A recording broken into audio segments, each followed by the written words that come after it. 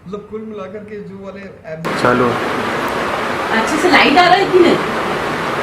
नमस्कार, मैं डॉक्टर देवाशीष मुखर्जी महंत लक्ष्मी नारायण दास महाविद्यालय से आपको आज मुख्य रूप से मूल्यह्रास यानी डेप्रिशिएशन के संदर्भ में आपको मैं ये अपना वीडियो लेक्चर बनाकर भेज रहा हूँ। खासकर जो बीकॉम फर्स्ट ईयर के विद्यार्थी हैं, ये शब्द उनके लिए नया नहीं है। आप सबको जैसा कि पता है कि मूल्यह्रास हमारे लेखांकन का एक बहुत ही महत्वपूर्ण शब्द है। इसमें मुख्य रूप से हम जब किसी व्यवसाय के अंतर्गत स्थायी संपत्ति का प्रयोग अपने व्यवसाय के लिए करते हैं, तो उस समय हमें अपने संपत्तियों के निरंतर प्रयोग के कारण या समयावधि बीतने के कारण जो उस संपत्ति की कीमत में कमी होती है, उसे ही सामान्य बोलचाल में व्यवसाय के दृष्टिकोण से मूल्यह्रास कहा जाता है। मूल्यह्रास क्या है, क्यों है, इन तमाम बातों का अध्ययन आप 11वीं और 12वीं में कर चुके हैं। मुख्य रूप से कुछ जो स्पेशल टर्मिनोलॉजी है, जिसको हम कहते हैं प्रमुख शब्दावली, उन प्रमुख शब्दावली को आप अपने बोर्ड पर देख रहे हैं और इसके संदर्भ में आपको मैं बहुत ही संक्षिप्त में बताने जा रहा हूं, इसे कृपया ध्यान रखिए। सबसे पहले हम मूल्यह्रास की बात करते हैं।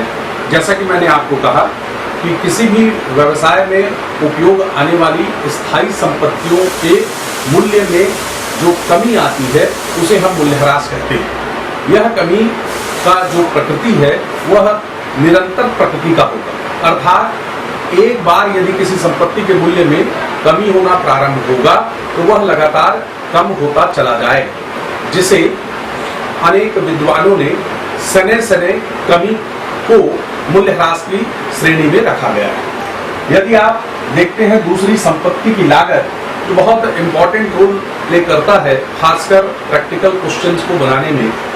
किसी भी संपत्ति को हम उसकी मूल लागत या उसकी ओरिजिनल कॉस्ट नहीं कह सकते। यह जरूरी है कि व्यवसाय में जो संपत्तियां स्थायी प्रकृति की होती है, उन संपत्तियों के वास्तविक लागत का ज्ञान हमको होना चाहिए। जैसा कि मैं आप सबको बताऊं, उदाहरण के लिए मान लीजिए किसी व्यवसाय में एक मशीन का प्रयोग हो रहा है जिसकी कीमत 1 लाख रुपए है और लाने पर उसे 10,000 रुपए परिवहन यानी ट्रांसपोर्टेशन एक्सपेंसेस करना पड़ता है और 1 लाख रुपए उसकी लागत, 10,000 रुपए परिवहन लागत और कंपनी में लाने के बाद पुनः उस पर 10,000 रुपए खर्च की जाती है, जिसे हम प्रतिस्थापना लागत कहते हैं।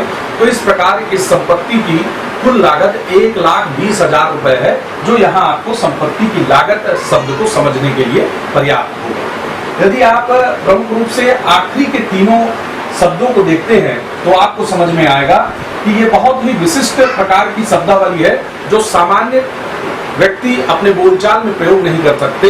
यह केवल कॉमर्स और वाणिज्य के विद्यार्थी ही इस शब्द का एक्चुअल मीनिंग बता सकते हैं। खासकर मैं आपको कहना चाहूंगा जो अप्रचलन है, उस अप्रचलन के संदर्भ में आपको मैं यह बताना चाहता हूं कि अप्रचलन से आशय क्या है। जब कभी भी कोई भी संपत्ति के मूल्य में इनोवेशन के कारण यानी नवाचार होने के कारण किसी भी संपत्ति के मूल्य में जब अचानक से कुछ कमी आ जाए तो उसे हम अप्रचलन कहते हैं। उदाहरण के लिए मैं आपको बताऊं कि प्रारंभ में कलर टेलीविजन आई, जिसकी एक अनुमानित लागत 10 साल माना गया, परंतु कलर टेलीविजन के बीच में ही अचानक से एलसीडी का नवाचार हुआ। जैसे ही एलसीडी आई बाजार में, तो जो कलर टेलीविजन थी उसकी कीमत में अचानक से बहुत भारी मात्रा में कमी हुई। इसे हम अप्रचलन के एक महत्वपूर्ण उदाहरण के रूप में देख सकते हैं। दूसरा, उच्चावचन, ये बहुत इंपॉर्टेंट शब्द है। हालांकि ये कॉमर्स के साथ साथ अर्थशास्त्र से भी इसका संबंध है। उच्चावचन का आशय बाजार में मांग और पूर्ति से संबंध रखने वाले स्थिति से है, अर्थात जब किसी स्थायी संपत्ति के मूल्य बाजार में आई हुई मांग के कारण इसकी कीमत में अचानक से वृद्धि हो जाए या अत्यधिक पूर्ति होने के कारण उसकी कीमत में कमी हो जाए, तो ऐसी स्थिति में उसे हम उच्चावचन कहते हैं। तो उच्चावचन में जो सबसे इंपॉर्टेंट पॉइंट है वो ये ध्यान रखने वाली बात है कि उच्चावचन की स्थिति में इस संपत्ति की कीमत में वृद्धि और कमी दोनों आ सकती है। तो इस बात को हम ध्यान रखेंगे। इसके अतिरिक्त रिक्तता के कारण भी मूल्यह्रास होता है। रिक्तता के कारण या डिप्लीशन में मूल्यह्रास कैसे होता है, इसको भी आपको समझना बहुत आवश्यक है।